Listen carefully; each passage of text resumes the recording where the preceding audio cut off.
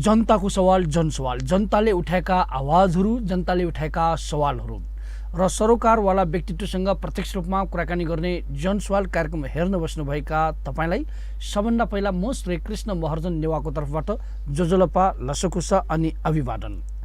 आजको जनसवाल कार्यक्रममा हामीले नेपालका आदिवासी जनजातिहरूमध्ये तामाङ समुदायसँग जोडिएको र तामाङ समुदायलाई विस्थापित हुने गरी ल्याइएको भनिएको एउटा परियोजना, जुन परियोजना एमसीसीसँग जोडिएको छ, जुन परियोजना यो बैंकसँग पनि जोडिएको छ, यो विविध पक्षसँग जोडिएका र यो परियोजनाको विषयमा केन्द्रित भएर कुराकानी गर्नको लागि यो परियोजनाको सवाललाई लिएर आफ्नो कुरा राख्दै र विशेष गरी नेपालका आदिवासी जनजातिको मुद्दा उत्थानको लागि बनाइएको एउटा संस्था सम्मान नेपाल, जुन संस्थाका प्रवक्ता आरके तामाङलाई हामी आमन्त्रण गरेका छौँ। उहाँसँग कुराकानीतर्फ लागौँ। आरके तामाङजी, जोजोलप्पा फ्याफुल्ला। फ्याफुल्ला। आरकेजी, तपाईँले भर्खरै मात्र एउटा पत्रकार सम्मेलन गरेर जर्सिङ पौवा क्षेत्रको जुन चाहिँ सब स्टेसन विद्युत प्रसारण लाइनको सवालमा तपाईँहरूले विरोध गर्नुभयो। समान नेपालको तर्फबाट तपाईँ प्रवक्ता हुनुहुन्छ, तपाईँहरूले विरोध गर्नुभयो। करिब 30,000 तामाङहरू प्रभावित हुने भयो भनिरहँदाखेरि यो चाहिँ एमसीसीसँग पनि जोडिएको र बैंकहरूसँग जोडिएको, विविध पक्षसँग जोडिएको यो परियोजनाको खास विरोध गर्नुको कारण के हो? तपाईँहरू पनि यो एमसीसी विरुद्ध अभियानमा लाग्नुभएको हो कि के हो खास? धन्यवाद श्री कृष्णजी। वास्तवमा त्यहाँको परिस्थिति आज हामीले जुन ठाउँमा हामीले जसलाई विरोध भनिरहेका छौँ, त्यो विरोध हो वा त्यसको आधारभूत रूपमा त्यसले गर्ने त्यसको हाम्रो सवाल फरक हो भन्ने कुरा हो। हामी कुनै परियोजना अथवा बैंक अथवा दात्री निकाय अथवा सरकारको विरोध गरिरहेका छैनौँ। यहाँ हामी हाम्रो भूमिमा हाम्रो अधिकार सुनिश्चित हुनु पर्यो भनिरहेका छौँ। यहाँ त्यसको अर्थमा हेर्ने हो भने हामी न एमसीसीको विरुद्ध छौँ, न सरकारको विरुद्ध छौँ, न परियोजनाको विरुद्ध छौँ। हामी हाम्रो भूमिमा हाम्रो अधिकार र हाम्रो अधिकारको साथसाथै हाम्रो भूमिमा हाम्रो स्वामित्व हुनु पर्यो।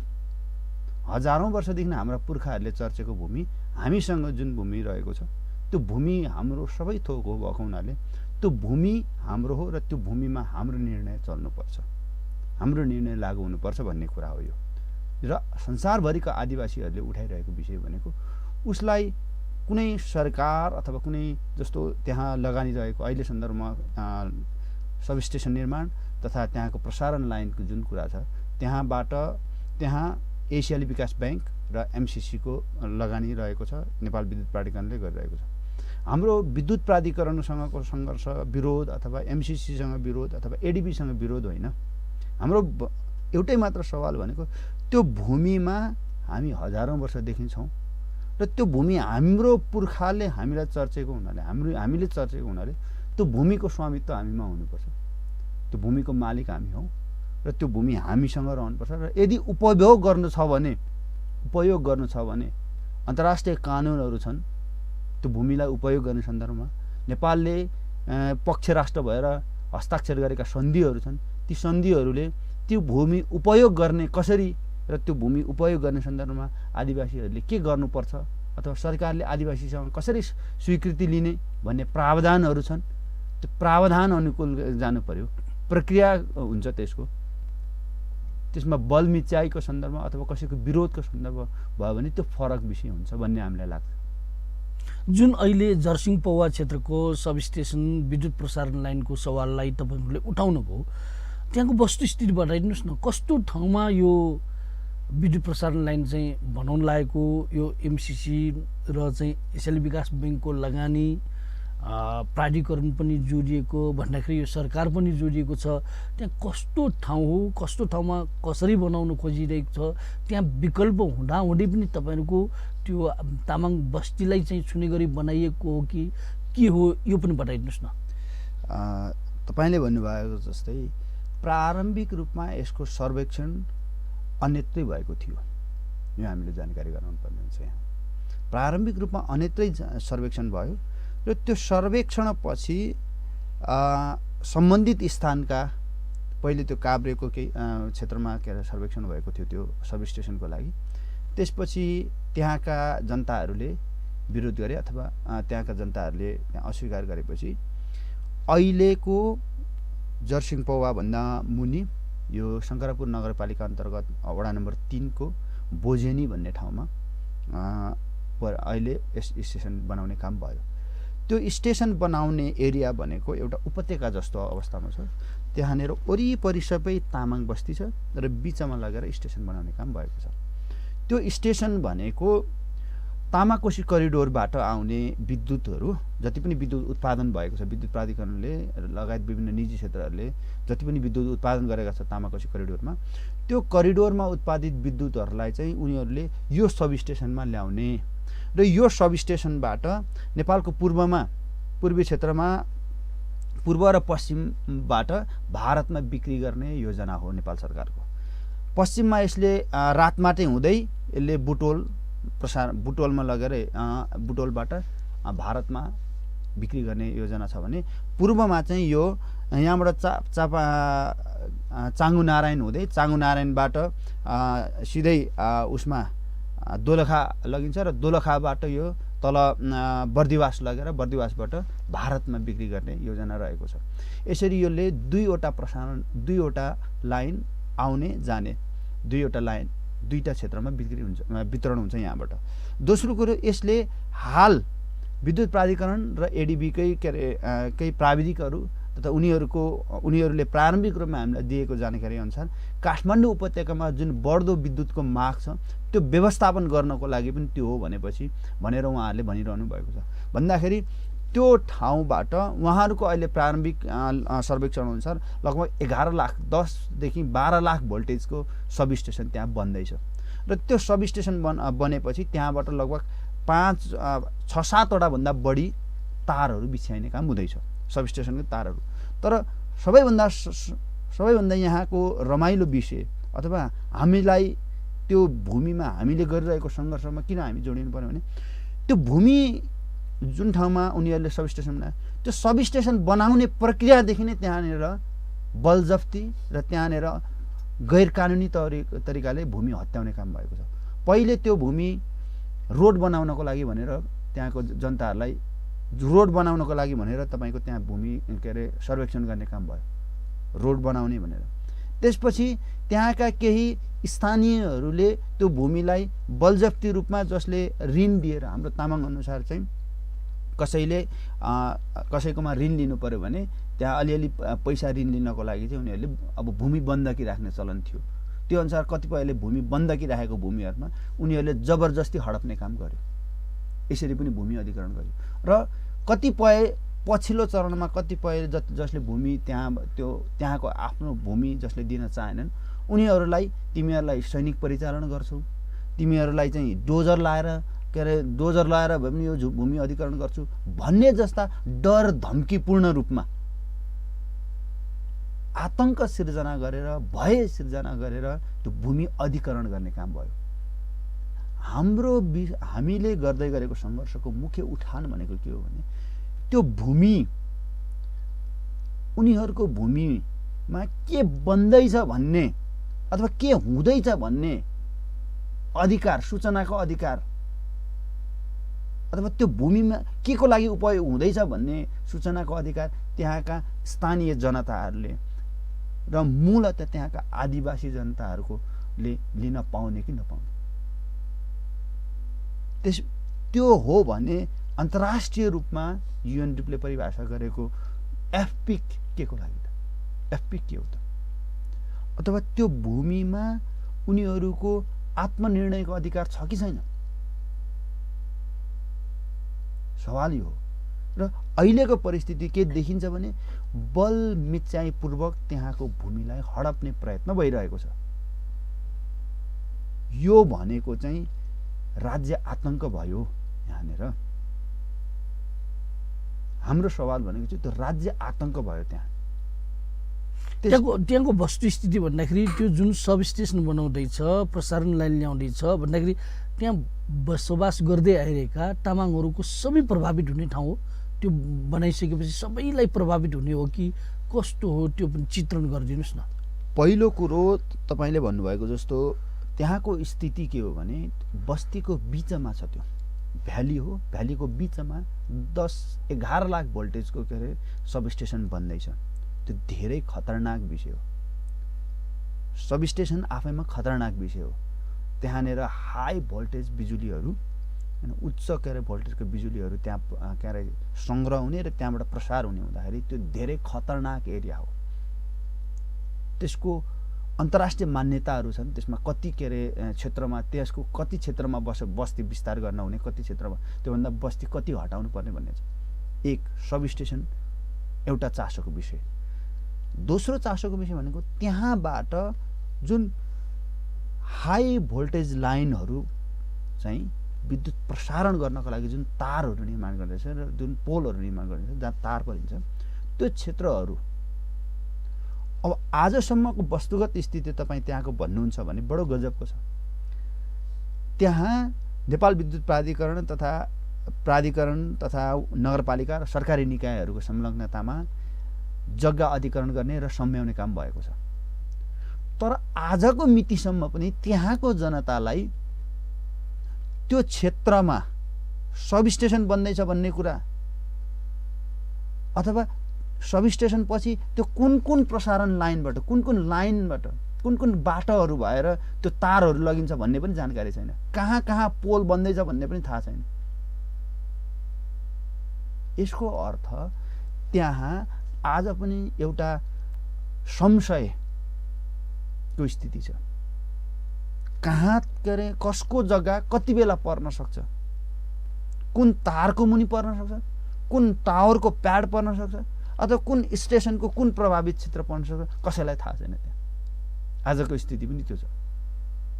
एडिबीले भने, एडिबीको जानकारी अनुसार 11 लाख भोल्टेजको के अरे सब स्टेसन बन्दैछ। सब स्टेसन मात्रै त बन्दैन, त्यहाँ सब स्टेसन लानको लागि त तारहरू होलान्।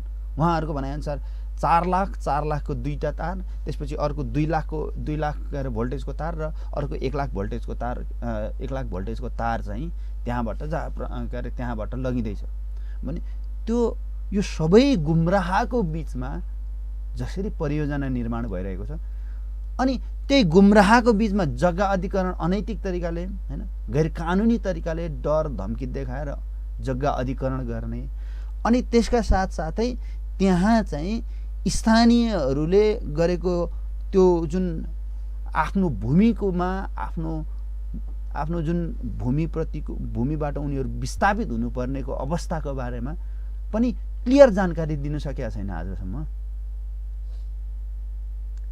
उल्टो प्रशासन त्यसमा चाहिँ विभिन्न प्रयोग गरेर आफ्नो तरिकाले तपाईँको मोनोपोली अथवा म्यानिपुलेट गर्न खोजिरहेको छ। त्यहाँ जनताहरूलाई कतिलाई फसाउने, कतिलाई होइन, त्यहाँ 44 घर धुरी अथवा 60 घर धुरी मात्र प्रभावित हो, जो जग्गा हो त्यति मात्र प्रभावित हो भन्ने। यो चाहिँ तपाईँको न्यूनतम मानवाधिकारको हिसाबले हेर्ने हो भने नि मानवले आफ्नो भूमि उपयोग गर्ने सन्दर्भमा मात्रै पनि हेर्ने हो भने पनि, अथवा सूचनाको हकको हिसाबले हेर्ने हो भने पनि यहाँ त यी सबै कुराहरूको त विरुद्ध देखियो नि त। परियोजना कसको लागि? आजको स्थितिमा उहाँ त्यहाँ छलफल के भइरहेको छ भने परियोजना कसको लागि, न त्यो सब स्टेसन कसको लागि भनिरहेको छ त? त्यो त त्यहाँको जनतालाई विस्थापित गरेर कसको लागि परियोजना बन्दैछ, यो ठुलो प्रश्न हो। यो समान नेपालको तर्फबाट यो आवाज उठाइरहेको छ, यो कुरा ल्याइरहेको छ। भर्खरै पत्रकार सम्मेलन गरेर पनि तपाईँहरूले विमति राख्नुभयो यो कामको सवालमा। त्यहाँका स्थानीयवासीहरू, अब स्थानीयवासी भनिसकेपछि अहिले दलीय संरचना भएको कारणले, दलहरू भएको कारणले दलका कमिटीहरू, दलहरू पनि रहेका होलान्।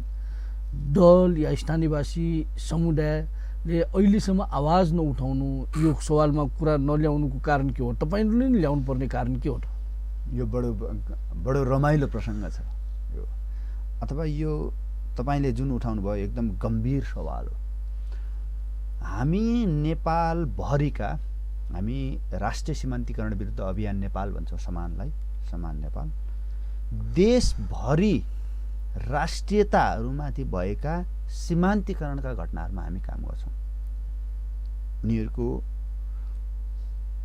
आफ्नो भूमि, भूक्षेत्र अनि प्राकृतिक स्रोतहरूमाथि जुन दोहनकारी उद्योगहरूले उनीहरूलाई त्यहाँबाट विस्थापन गर्ने र नाफा चाहिँ दोहनकारी उद्योगले लिने र प्रकृतिमा नाश गर्ने सन्दर्भमा हामी विशेष काम गर्छौँ।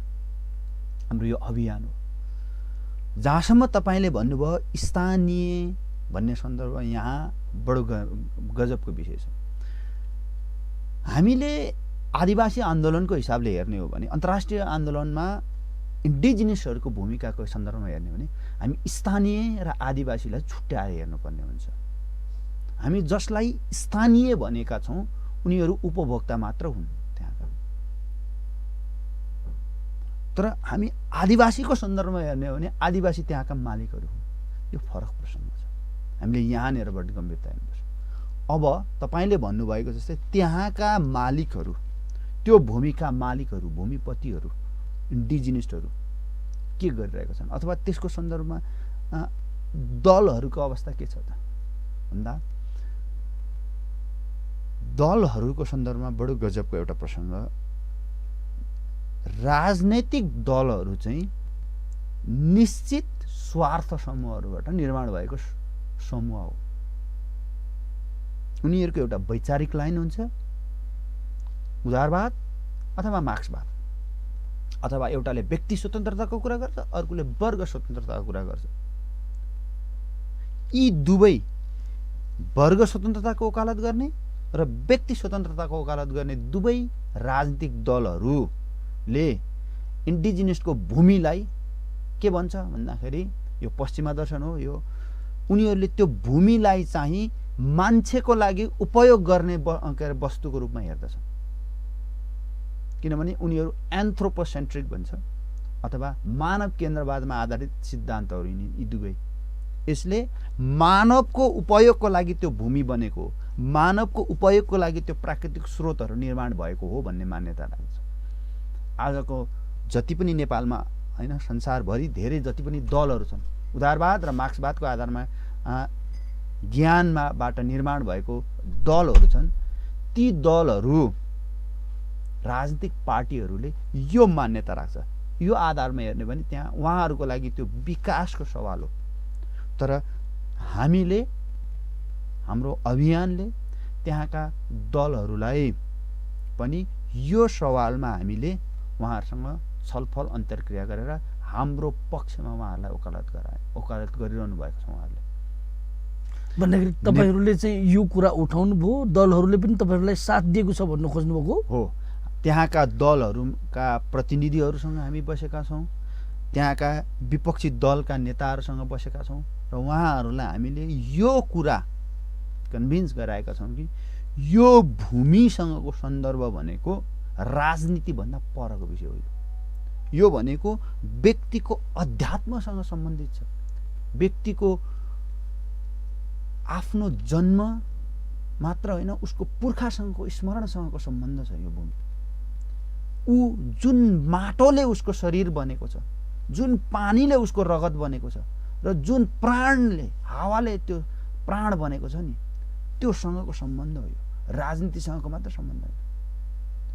त्यो सन्दर्भमा उहाँहरूसँग हामीले लामै छलफल गरेका छौँ र उहाँहरू यो सन्दर्भमा एकदम कन्भिन्स हुनुहुन्छ कि त्यो भूमिमा हामी बाँचेका छौँ। हाम्रो प्रत्येक स्मरणहरू त्यो भूमिसँग जोडिएको छ। त्यही भएर हामीलाई थाहा छ अरबमा मरेका लासहरू किन हाम्रो नेपालमा ल्याइन्छ। किनभने त्यो यो भूमि, जुन भूमिबाट तपाईँ जन्मिएको छ, जुन भूमिबाट तपाईँको रगत, प्राण र के अरे तपाईँको शरीर बनेको छ, त्यही भूमिमा त्यो तपाईँको शरीर के अरे अर्पण गर्न चाहन्छ नि त। यो त आध्यात्मिक पक्ष हो भने हाम्रो अध्यात्म हामी त्यसरी जोडिएका छौँ नि त।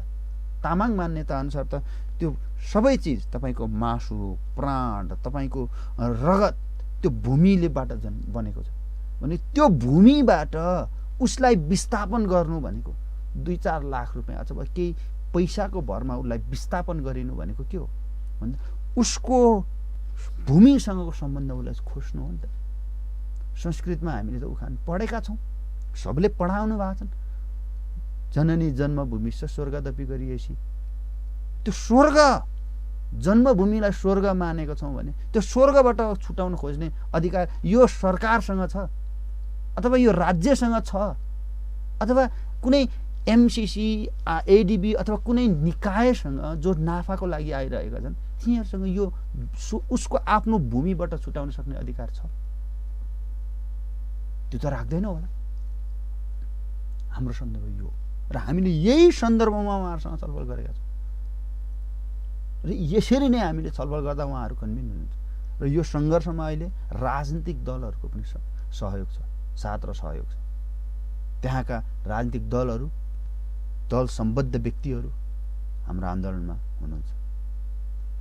यो जुन तपाईँहरूले यो आन्दोलन गरिराख्नु भएको छ, यो अभियान चलाइराख्नु भएको छ, वो जर्सिङ पौवाका आदिवासी, तपाईँकै भाषामा भन्ने हो भने त्यहाँका आदिवासी तामाङहरूको साथ छ, दलहरूको साथ छ भनिरहँदाखेरि, यो उत्थान तपाईँहरूले गरिरहँदाखेरि अब तपाईँहरू के चाहनुहुन्छ? त्यो जर्सिङ पौवा त्यो क्षेत्रमा चाहिँ त्यो कुनै पनि त्यस्तो परियोजना ल्याउनै पाइँदैन भन्ने कुरा हो तपाईँहरूको? कुनै पनि परियोजना ल्याइयो भने हामी विरोध गर्छौँ, हाम्रो भूमिमा केही गर्नै पाइँदैन भन्नु खोज्नुभएको?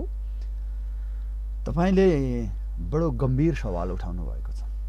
गम्भीर यस अर्थमा कि आज इन्डिजिनियसहरूलाई संसारभरि विकास विरोधी भन्ने नेपालमा खुब प्रचलित यो कोटेसन के अरे न्यारेटिभ जो विकास विरोधी भन्ने के अरे आरोप धेरै खेप्नु पर्यो।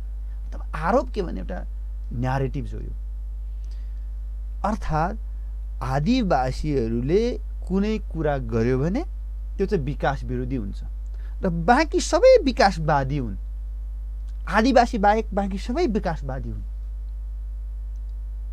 तर सवाल के हो भने एउटा परियोजनाको मात्र होइन, सवाल विकासको हो। तर विकास भन्ने एउटा अवधारणा कसरी विकास भयो? त्यो विकास हुनुमा कसको स्वार्थ छ? त्यो विकास भन्ने कसले निर्माण गर्दैछ? हामी छलफल गर्दै गरेको विषय भनेको यो संसारभरिको इन्डिजिनियस एकाडेमियामा भइरहेको बहस यो हो। विकास भन्ने सवाललाई कसरी हेर्ने? कसको लागि विकास, के को लागि विकास, किन विकास, कसले गर्ने विकास, कोबाट भइरहेको विकास र त्यसबाट प्रताडित को? सवाल यो। परियोजनाहरू निर्माण हुन्छन्, त्यो भूमिमा निर्माण हुन्छ, अवश्य पनि त्यो जमिन, त्यसको लागि जमिन चाहिन्छ। तर त्यो जमिन अथवा त्यो भूमिमा विकास बन्दै गर्दाखेरि त्यसको नाफा कसले लिइरहेको, कसको लागि बन्दैछ त्यो विकास अथवा त्यसको प्रत्यक्ष नाफा? केही दिन अगाडि तपाईँले महेन्द्र पी लामाको एउटा विकासको नयाँ मोडल भन्ने आर्टिकल के अरे उहाँले लेख्नुभएको थियो। उहाँ के भन्दै हुनुहुन्थ्यो भन्दाखेरि नेपाल, इन्डिया र भुटानको पहाडी क्षेत्रबाट विकास अथवा त्यहाँका नाफाहरू सधैँ बगेर तराईतिर गए भनेर उहाँको प्रसङ्ग छ। हिजो इस्ट इन्डिया कम्पनीले, बेलायतबाट आएका इस्ट इन्डिया कम्पनीले इन्डियाबाट नाफा निचोरेर बेलायतमा महलहरू बनाए। आज दिल्लीमा उहाँको प्रसङ्ग छ, आज दिल्लीमा बसेकाहरूले पहाडबाट नाफा निकोलेर त्यहाँका जङ्गल काठ बेचेर त्यहाँका खोला नाला बिक्री गरेर त्यहाँबाट जति उत्पादन हुन्छ त्यो बिक्री गरेर त्यो नाफा निचोरेर दिल्लीमा महल बनाउँदैछ भन्ने उहाँले प्रसङ्ग उठाउनु भएको छ। आज नेपालको सन्दर्भमा यही भइराखेको छ। पहाडबाट हिजो पहाडमा भएका खोला नालाहरू हाम्रा पुर्खाले, माझी राष्ट्रका पुर्खाहरूले, त्यहाँका दनुवार राष्ट्रका पुर्खाहरूले, त्यहाँका के अरे चेपाङ हायु राष्ट्रका पुर्खाहरूले त्यो खोला, त्यो तामाङ गुरुङ मगर लगायत राष्ट्रका जनताहरूले त्यो खोला, त्यो पुर्खाहरूले त्यो खोला बचाएर ल्याउनु भयो। खोलामा जङ्गल बचाउनु भयो, प्राकृतिक स्रोतहरू बचाएर ल्याउनु भयो, त्यसलाई पूजा गरेर आजको दिनसम्म बचाएर ल्याउनु भयो। अनि यहाँ काठमाडौँको सिंहदरबारमा बसेकाहरूले पोलिसी निर्माण गरे।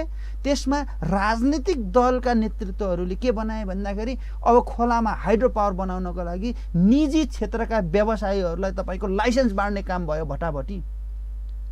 लिखु खोलामा बन्दै गरेको के अरे परियोजनामा सुनुवार राष्ट्रको मान्छेको के अरे सुनुवार राष्ट्रको जनताको हजारौँ वर्षको योगदान कति छ। अनि आज ती परियोजना सञ्चालन गर्ने विकासका एजेन्ट भनाउँदाहरूको हैन डेभलपमेन्ट एग्रेसनको नाममा आएका यो विकासवादीहरूको भूमिका कति छ त्यहाँ? तिनले लाइसेन्स लिने हैसियत कसरी राख्छ? तिनको नैतिकताको आधारमा हेर्ने हो भने त्यो राज्यको सम्पत्ति भन्ने हो भने ती सिनुवारहरूले हजारौँ वर्षसम्म जोगाएर ल्याएका के अरे सन्दर्भ चाहिँ के हो? उनीहरूको योगदान चाहिँ के हुने त्यहाँ? माझीको योगदान के हुने? अनि तपाईँले जहाँसम्म परियोजना सञ्चालन गर्ने भनेको हो, यसरी संसारभरि नै यस्ता प्राकृतिक स्रोतहरूमाथिको जुन प्राकृतिक स्रोतहरू जो हाम्रा पुर्खाहरूले बचाएर ल्याए हजारौँ वर्ष, कतिलाई पूजा गरेर ल्याए, कतिलाई तपाईँको के अरे काट्न नहुने भने, कतिलाई विभिन्न नामहरूमा विभिन्न संस्कारगत तपाईँको संस्कृति निर्माण गरेर त्यो प्रकृतिलाई बचाएर ल्यायो उहाँले। अनि अहिले विकासको नाममा के हुँदैछ भन्दाखेरि केही सीमित व्यापारिक घरानाहरूलाई त्यो परियोजनाहरू सरकारको सम्पत्तिको रूपमा बिक्री भइरहेको छ। हाम्रो सवाल के हो भने ठिक छ, प्राकृतिक स्रोतहरूको उपयोग गरिनुपर्छ, सदुपयोग गरिनुपर्दछ भन्छौँ अझ हामी इन्डिजिनियसहरू। दुरुपयोग होइन, सदुपयोग गरिनुपर्दछ। बगेर जाने पानी फर्केर आउँदैन, तर माथि प्रकृति त्यो पानी उत्पादन गर्ने जङ्गल निर्माण गरिनुपर्छ, हामी त्यो मान्छौँ। तर त्यो बगेर जाने पानीमा हाइड्रो पावर निर्माण गरिनुपर्छ, यसको अर्थ हामी त्यो गरि नै हुँदैन भन्ने होइन। तर त्यो हाइड्रो पावर निर्माण हुँदाखेरि सन्दर्भ के हो भने त्यसको नाफा कसले लगिरहेको छ? त्यसको नाफा हजारौँ वर्षदेखि त्यहाँ रहेका के अरे आदिवासी जनताहरूले पाउने कि नपाउने त्यसको नाफा? एक। दोस्रो कुरो, त्यो परियोजनाको लागि परियोजना निर्माण हुँदै गर्दा त्यहाँका आदिवासीहरू किन विस्थापित हुनुपर्ने? यहाँका कर्पोरेट हाउसहरूलाई आफ्नो नाफा वृद्धि गर्नको लागि उनीहरूले तपाईँको आफ्नो ठाउँबाट आफ्नो भूमिबाट विस्थापित हुनुपर्ने? कुन नैतिकताका आधारमा विस्थापित हुनुपर्ने? यदि त्यो प्राकृतिक स्रोतहरूलाई उपयोग गर्ने हो भने पनि ठिक छ, उपयोग गरिनु पर्दछ, मैले भन्दैछु हामीले सदुपयोग गर्नुपर्दछ भन्दैछु। सदुपयोग गर्ने हो भने पनि त्यो सदुपयोग गर्ने सन्दर्भमा अन्तर्राष्ट्रिय कानुन छ नि त। त्यहाँको जनताको आत्मनिर्णयको अधिकार भन्छ नि, राइट टु सेल्फ डिटर्मिनेसन छ कि छैन त? हुने कि नहुने? उसले आफ्नो भूमिमा के गर्ने र के गर्न नगर्ने भन्ने अधिकार उसले राख्न पाउने कि नपाउने? सामान्य मानवाधिकारको न्यूनतम मान्यता अनुसार पनि आफ्नो निर्णय त आफूले गर्न पाउनु पर्यो होला नि त। यहाँ त त्यो व्यक्तिले पनि आफ्नो निर्णय आफै गर्न नपाउने भयो। राज्यको लागि उसले सेक्रिफाइस हुनु पर्यो, बलि चढ्नु पर्यो कि? समुदाय त धेरै पर, समुदायको अधिकारको कुरा त धेरै पर। राष्ट्रको भाषा, धर्म, संस्कार, संस्कृति, रीतिरिवाज, उसँग जोडिएका सारा कस्मोलोजीहरू, ब्रह्माण्ड को त कुरा परै छोडिदिउँ, त्यहाँ त जानै चाहेको छैन। व्यक्तिले आफ्नो निर्णय आफै गर्न पाउने कि नपाउने, आफूले उपयोग गरेको हजारौँ वर्षदेखि उसको पुर्खाले उपयोग गरेर ल्याएको भूमिमा उसले निर्णय गर्न पाउने कि नपाउने? यहाँ के अरे तपाईँको त्यो न्यूनतम मानवाधिकार पनि हनन भयो। यहाँ आदिवासीको त तपाईँ परको कुरा भयो, त्यहाँको तामाङ राष्ट्रको, त्यहाँको मगर राष्ट्रको, गुरुङ राष्ट्रको त परको विषय भयो। सो हामीले भन्दै गरेको भनेको विकास परियोजना निर्माण गर्ने भने त्यो निर्णय गर्ने अधिकार चाहिँ सिंहदरबारले राख्यो भने के हुन्छ भन्दाखेरि सिंहदरबारबाट गएका परियोजनाहरू तल खोलामा पुग्दाखेरि अथवा तल हाम्रो भूमिमा पुग्दाखेरि के हुन्छ भन्दाखेरि चिम्टीमा पुग्छ। यहाँबाट बक्समा लगेर गएकाहरूले चिम्टीमा पुर्याउँछ, अनि त्यो दोहनको साधन चाहिँ हाम्रो भूमि बनाउँछ। त्यो कारणले गर्दा संसारमा यस्ता दोहनकारी उद्योगले गर्दाखेरि भएका विनाशहरू हामीले भोगिरहेका छौँ त। आज संसारको अवस्था हामीले देखिरहेका छौँ। जलवायु परिवर्तन जस्ता ठुल्ठुला सम्मेलनहरू के को लागि आयोजना गरिन्छ? ती सम्मेलनहरूमा कसले के तपाईँको के अरे ती सम्मेलनहरू कसले आयोजना गरिरहेको छ? तिनैले जसले दोहन गरिरहेको छ, तल प्राकृतिक स्रोत दोहन गर्ने अनि माथि गएर भाषण गर्ने। हामी यसको विरुद्ध हौँ। त्यही भएर हामी परियोजनाको विरुद्ध होइन, हामी प्राकृतिक स्रोतहरू, प्राकृतिक अवस्थामा रहेका प्रकृतिलाई कसरी भोलिको पुस्तासम्म जोगाउने भन्ने सन्दर्भमा हाम्रो सङ्घर्ष हो। हाम्रो सङ्घर्ष कुनै परियोजना विशेषलाई आउन दिने अथवा नदिने सन्दर्भ होइन। तपाईँहरूको यो जुन सङ्घर्ष भनिराख्नु भएको छ, तपाईँहरूले पत्रकार सम्मेलन गर्नुभयो, जर्सिङ पौवाको जुन उत्थान गर्नुभयो, त्यहाँका 30औं हजार तामाङहरूलाई चाहिँ प्रभाव पार्ने भनी तपाईँले भनिरहँदाखेरि अब योजना के हो त? तपाईँहरूले यो कुरा ल्याइसकेपछि, यो विमति ल्याइसकेपछि सिद्धियो, अब के गर्नुहुन्छ? हामी त्यहाँको अहिलेको सन्दर्भमा कुरा गर्ने हो भने हाम्रो एउटै मात्र माग भनेको त्यसको खारेजी हो। किन? यसका दुई तीन कारणहरू छन्।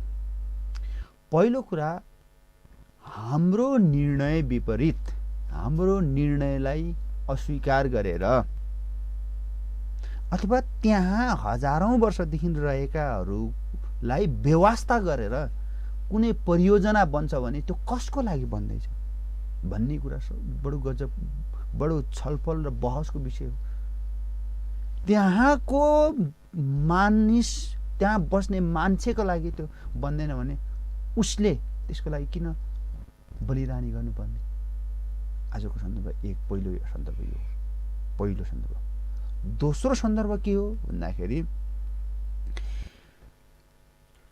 जर्सिङ पौवा मात्र होइन, जति पनि विकासका परियोजनाहरू बनेका छन् नि, त्यो परियोजनाहरूले यदि सीमित व्यक्तिहरू र राज्यधारीलाई मात्रै त्यसले सेवा गर्छ भने हामी त्यसको विरुद्ध छौँ।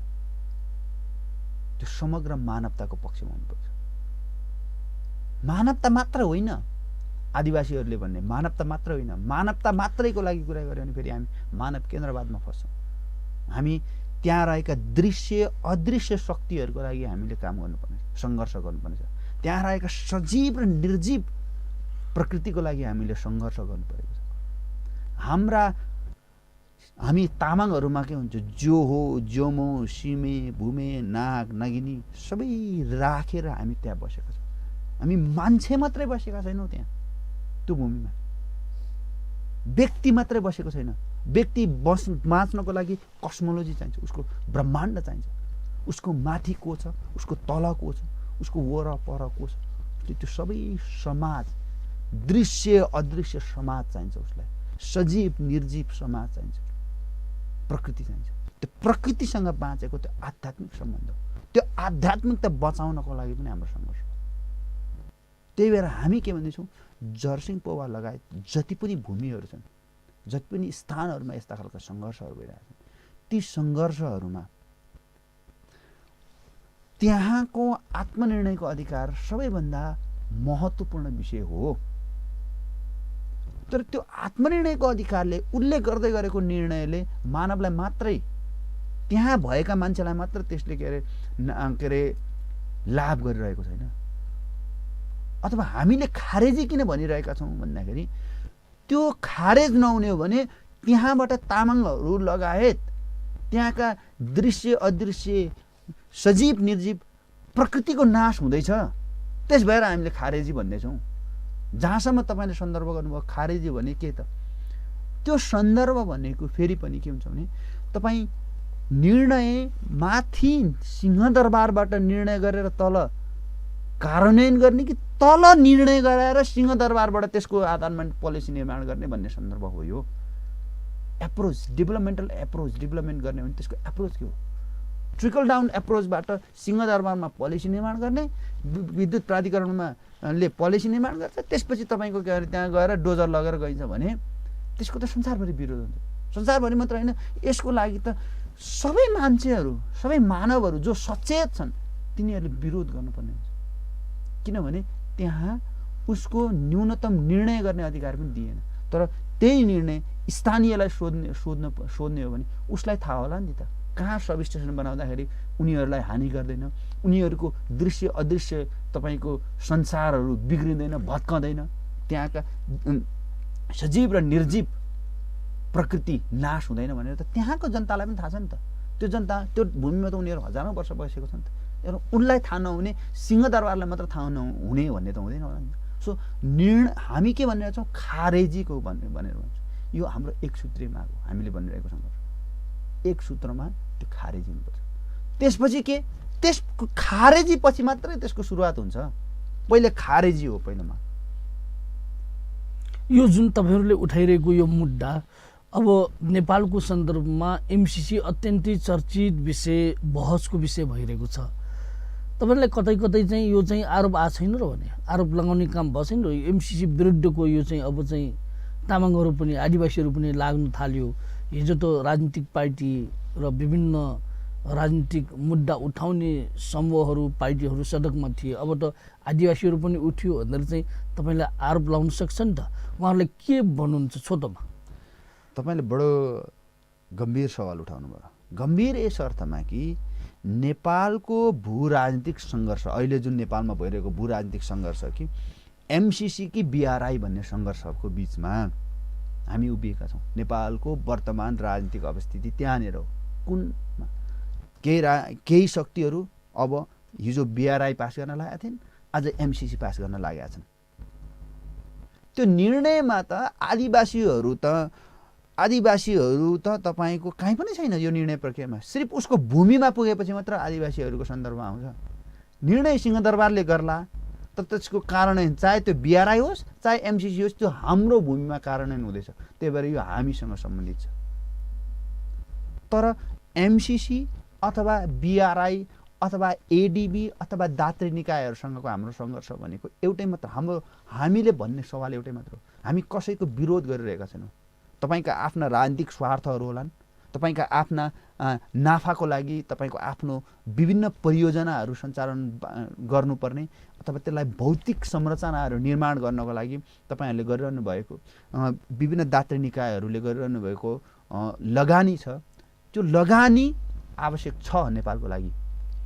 तर हाम्रो सन्दर्भ के हो भने त्यो लगानीले कसैको बस्ती उठ्दैछ भने, त्यो लगानीको कारणले गर्दा कसैको मानवाधिकार हनन हुँदैछ भने, त्यो लगानीको कारणले गर्दाखेरि कसैको कस्मोलोजी, उसको ब्रह्माण्ड कि उसको सजीव निर्जीव सबै उसको ब्रह्माण्ड कि ध्वस्त हुँदैछ भने त्यो तपाईँको पनि विषय हो कि होइन? तपाईँले त्यो लगानीकर्ताले ध्यान दिनुपर्ने र अन्तर्राष्ट्रिय कानुनले संरक्षण गरेको विषय हो कि होइन? हाम्रो सन्दर्भमा यो हो। हामी कसैको विरोध गरिरहेका छैनौँ।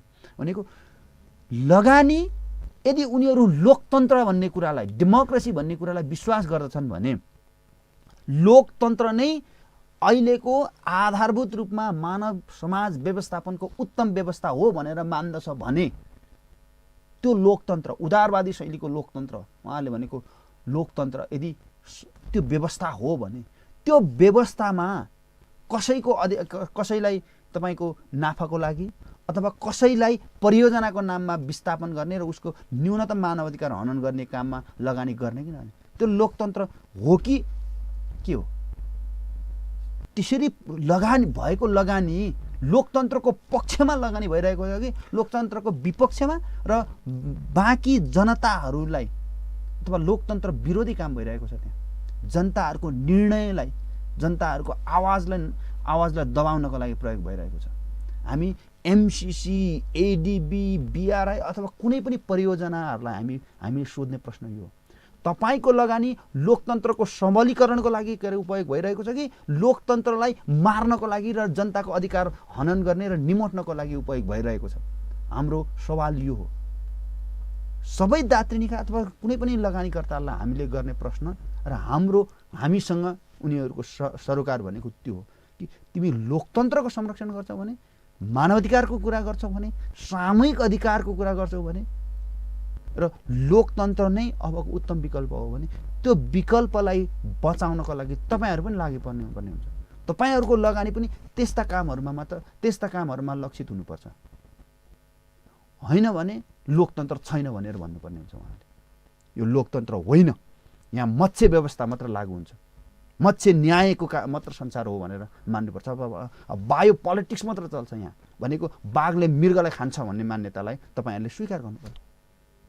होइन, यो लोकतान्त्रिक व्यवस्था हो र लोकतन्त्रको लागि हामीले लगानी गरेको हो भनेर भन्नुहुन्छ भने लोकतन्त्रमा प्रत्येक व्यक्तिदेखि राष्ट्रको, प्रत्येक राष्ट्रहरूको, इन्डिजिनियसहरूको, त्यो हजारौँ वर्षदेखि ऊ रहेको इन्डिजिनियसहरू रहेको भूमिको र त्यो भूमिसँग जोडिएको उसको आध्यात्मिक अधिकारलाई स्वीकार गर्ने कि नगर्ने अनुसन्धान यो हो। तपाईँ आइडिड भयो यो दर्शिङ पौवाको जुन परियोजनाको विषयमा यदि धेरै कुरा र आदिवासी कोणबाट तपाईँहरूको यो संस्थाबाट गरिरहेको पहल कदमीको विषयमा यदि धेरै कुरा बताउनु भयो, यसको लागि धन्यवाद छ। नमस्कार। जोजलपा धन्यवाद। लासो फ्याफुल्ला।